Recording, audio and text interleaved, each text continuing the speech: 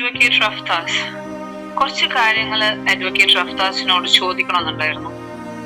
ഞാൻ പലപ്പോഴും വിളിച്ചിട്ടുണ്ടായിരുന്നു. ബിഗിനിങ്ങിലൊക്കെ ഈ കേസ് ഇതാ സക്സസ് ആവാൻ പോവാണ്, മെഹനാസിനെയും ജംഷാദിനെയും ആഷിഖിനെയും ക്വസ്റ്റ്യൻ ചെയ്യാൻ പോവാണ്, അതിനുള്ള ഓർഡർ കിട്ടിയോ കോർട്ടിൽ നിന്ന് എന്ന് ഞാൻ ചോദിച്ചപ്പോൾ എന്താ എന്നോട് പറഞ്ഞത്? കിട്ടി. എപ്പോഴാ ഡേറ്റ് എന്ന് പറഞ്ഞപ്പം എന്നോട് പറഞ്ഞു March 12. മാർച്ചൊക്കെ കഴിഞ്ഞല്ലോ, മാർച്ച് എൻ്റെ കയ്യിലിപ്പം, എന്നിട്ടും കിട്ടിയിട്ടില്ലേ? അപ്പൊ നടക്കാത്ത കാര്യങ്ങൾ എന്തിനാണ് കിട്ടി ചെയ്യാൻ പോകുന്നു എന്നൊക്കെ പറയുന്നത്? ഇതൊന്നും നടക്കൂലെന്നും ഇതൊന്നും ചെയ്യൂലെന്നും നല്ല ബോധ്യം ഉള്ളിൽ തന്നെ ഉണ്ട് അല്ലെ റഫ്താസിന്? ആസ് ആൻ അഡ്വക്കേറ്റ് ഇത്രയും ലിമിറ്റഡ് കാര്യങ്ങൾ മാത്രമേ നിങ്ങൾക്ക് ചെയ്യാൻ പറ്റിയിട്ടുള്ളൂ ഈ കേസിൽ? ഒരു അഡ്വക്കേറ്റ് വിചാരിച്ച ചെയ്യാൻ പറ്റാത്ത കാര്യങ്ങൾ ഇല്ല എന്നാണ് എൻ്റെ ഒക്കെ നോളജ് വെച്ചിട്ട്.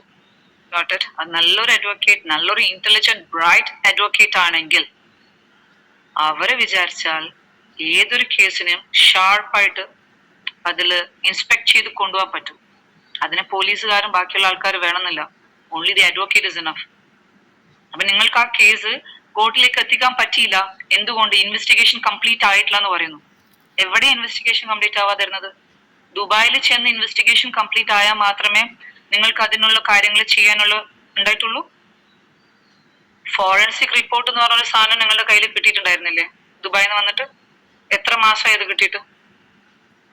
അത് നിങ്ങൾ വായിച്ചിട്ടുണ്ടായിരുന്നില്ലേ?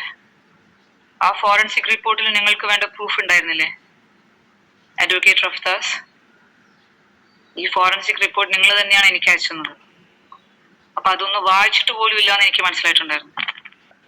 പബ്ലിക്കലി എല്ലാവരോടും ജനങ്ങളോട് തന്നെ ഒന്ന് ചോദിക്കാം. ഇത്രയും ക്ലിയർ ആയിട്ട് ഫോറൻസിക് റിപ്പോർട്ടിൽ എഴുതിയിട്ടുണ്ട്. അത് ഞാൻ ഇതിൽ ആ ഫോറൻസിക് റിപ്പോർട്ടിന്റെ ഡീറ്റെയിൽസ് ഞാൻ ഈ വീഡിയോയിൽ പ്രസന്റ് ചെയ്യും. എനിക്ക് കിട്ടിയ പ്രൂഫിലെ ഫസ്റ്റ് പ്രൂഫാണ് ഇത്. റഫ്താസിന്റെ കയ്യിൽ കിട്ടിയിട്ട് മാസങ്ങളായി ഇത് കാര്യം. എന്നിട്ട് ഇതിനു വേണ്ടി ഒന്ന് പ്രൊസീഡ് ചെയ്തു പോവുകയോ, അതിൽ വളരെ ക്ലിയർ ആയിട്ട് എഴുതിയിട്ടുണ്ട് the cause of death, there is no evidence for the cause of death as a suicide. ഇതൊരു സൂയിസൈഡ് ആണെന്ന് തെളിയിക്കപ്പെട്ടിട്ടില്ല എന്നാണ് ഫോറൻസിക് റിപ്പോർട്ടിലുള്ളത്.